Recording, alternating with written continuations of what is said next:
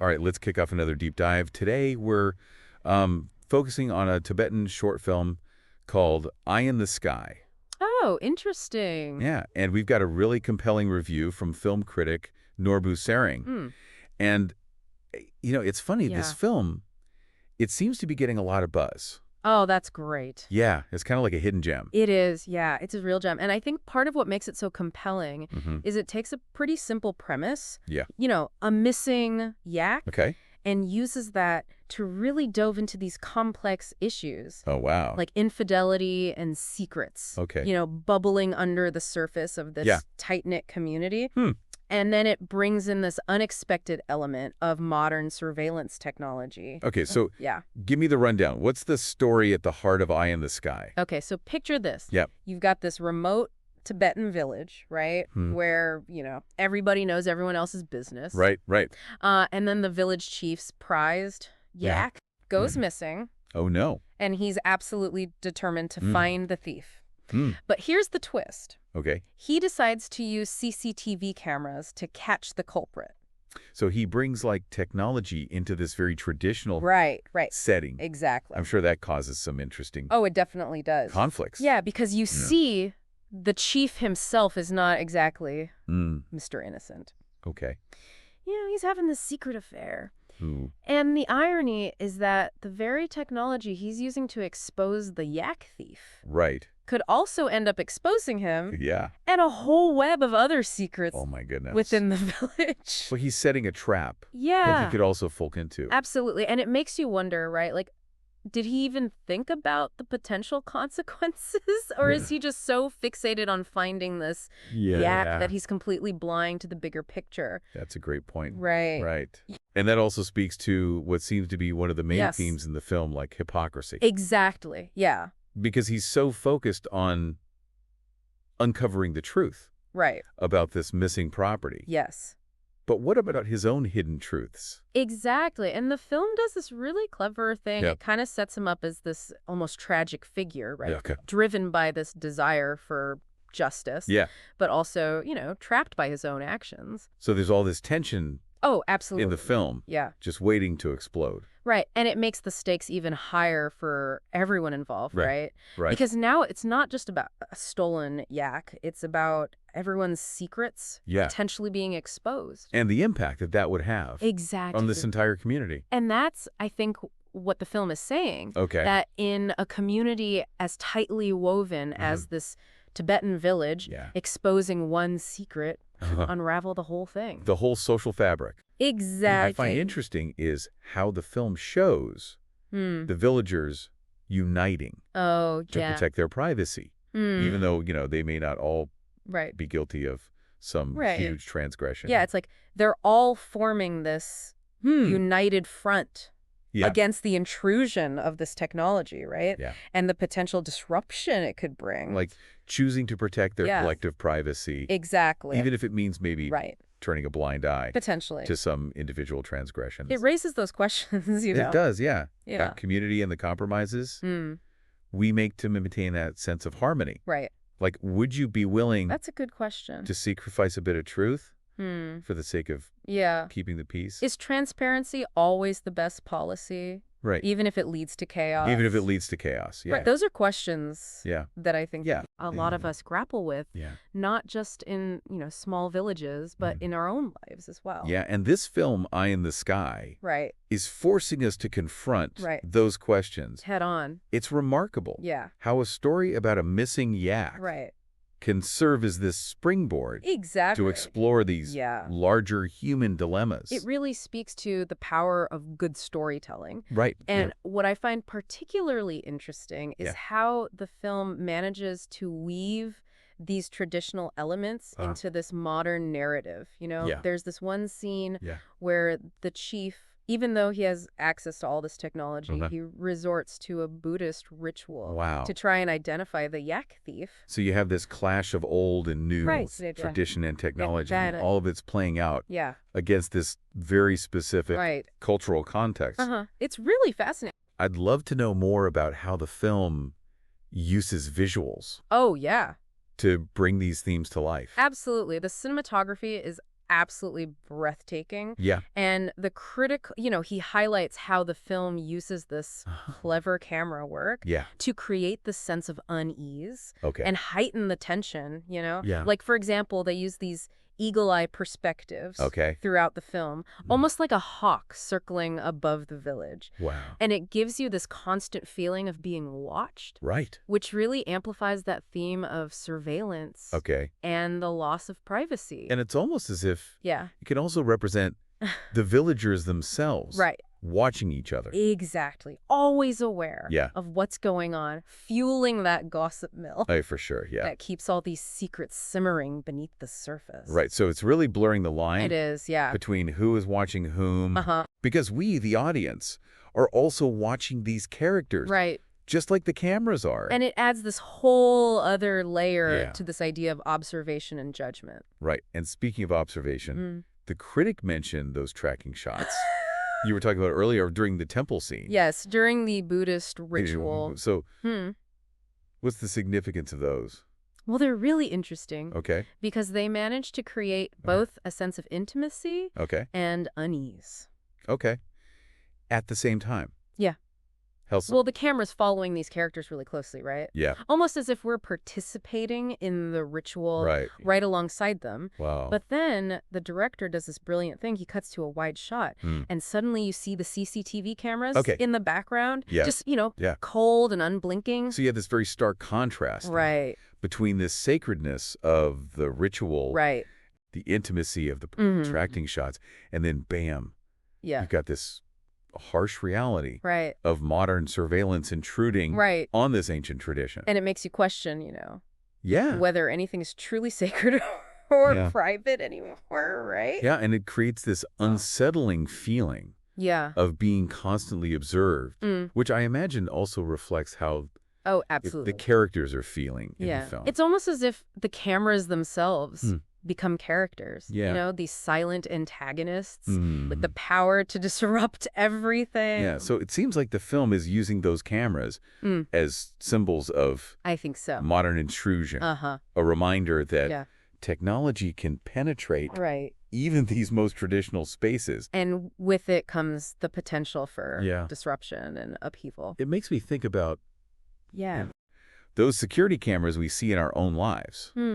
Like, part of us knows that they're there for safety, but there's also a part of us that feels uneasy. Yeah, a little bit creeped out. Yeah, about the implications of constantly being watched. It's a very relatable feeling, and I think the film is tapping into that shared experience. Yeah. It's asking us to really think about how we navigate the complexities of privacy and security in a world where technology is just everywhere. So much more than a story about a missing yak. Oh, absolutely. Like, it's about this tension between tradition and modernity, this delicate balance between privacy and security, and the lengths that people will go to protect their secrets. And we've only just scratched the surface. The Sky has even more to say about the visual metaphors it uses and how the director enhances the storytelling. Okay, so for all of you who are fascinated by how film can convey these complex ideas,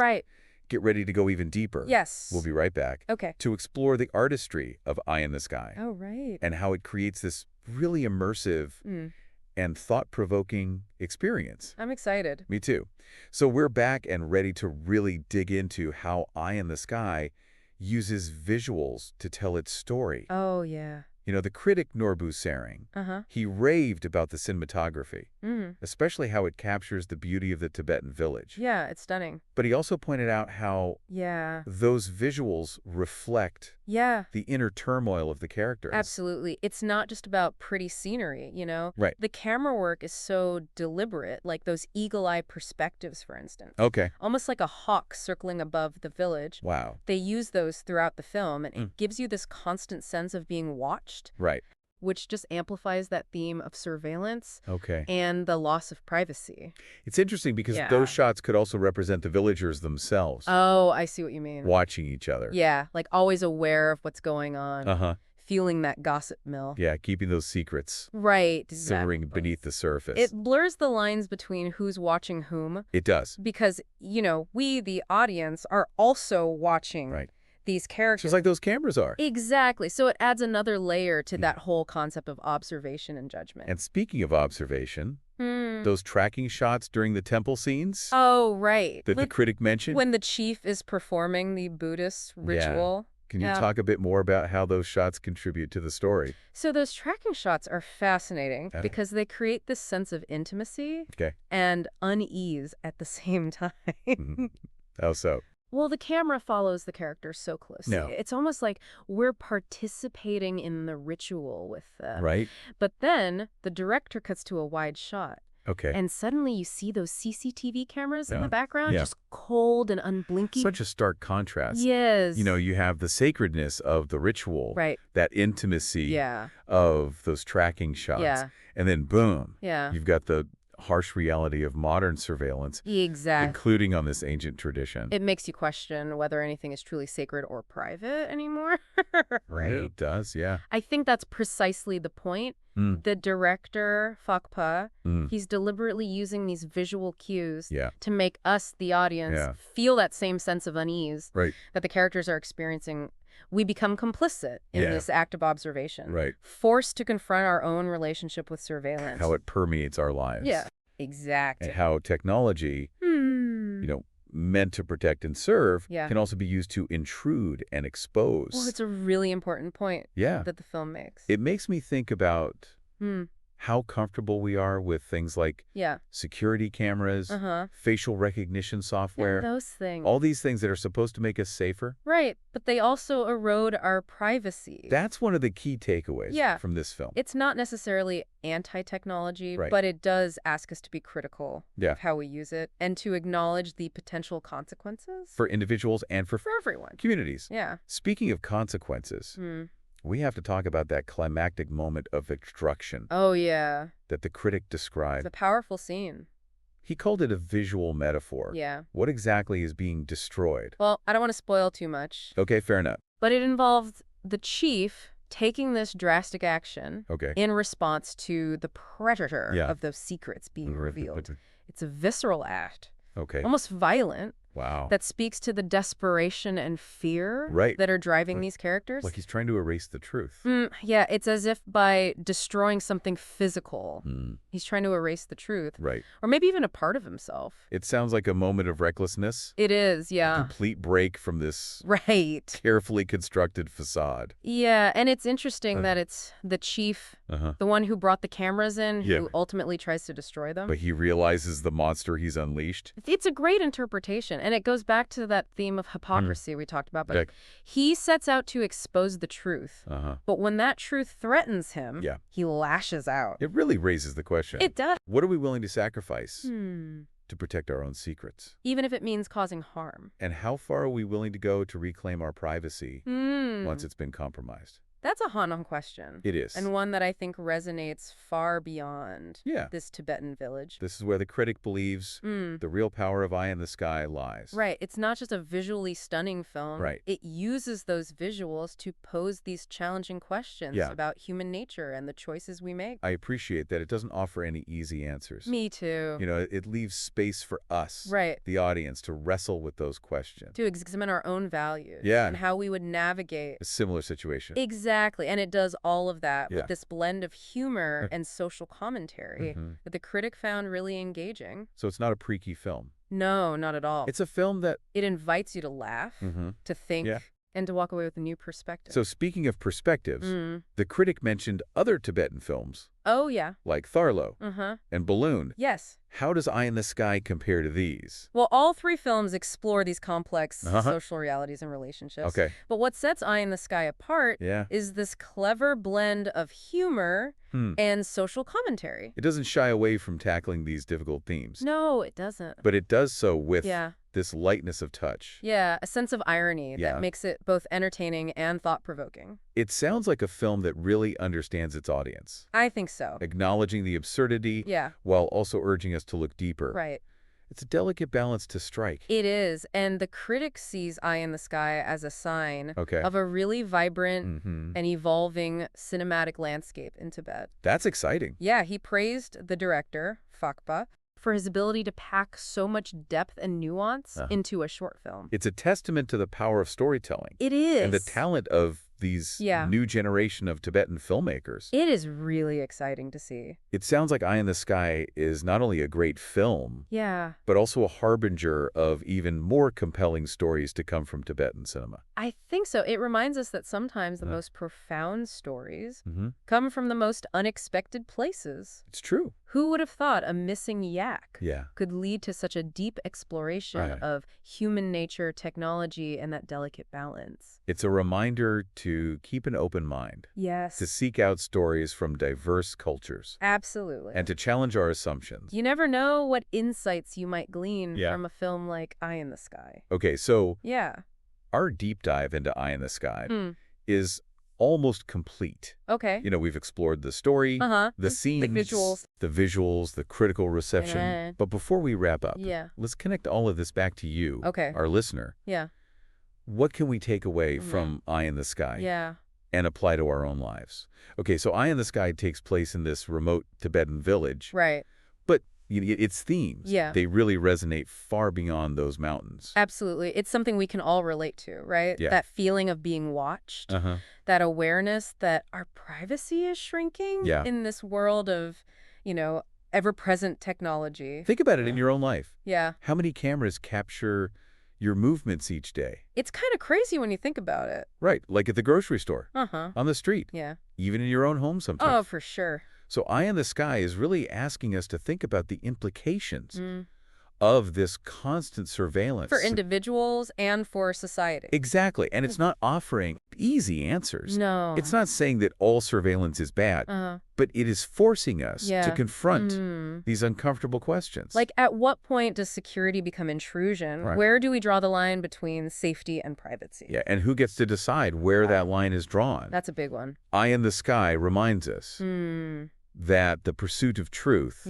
can be a double-edged sword. Absolutely. It can bring justice, but it can also lead to these unintended consequences. Right, like destroying relationships, eroding trust. I was really struck by the ripple effect of everything. You know, in the film, the chief's decision to use CCTV, it sets off this chain of events that impacts the entire village. Everyone's revealed, right. Alliances are broken. And the whole fabric of their community is threats. Is at stake. It makes you think about the interconnectedness of our own lives. You know, how our actions, even seemingly small ones, can have these far-reaching consequences. It's true. The film is encouraging us to ask ourselves, would we prioritize uncovering the truth? Right. Even if it meant sacrificing our own privacy. Or hurting those we care about. Yeah.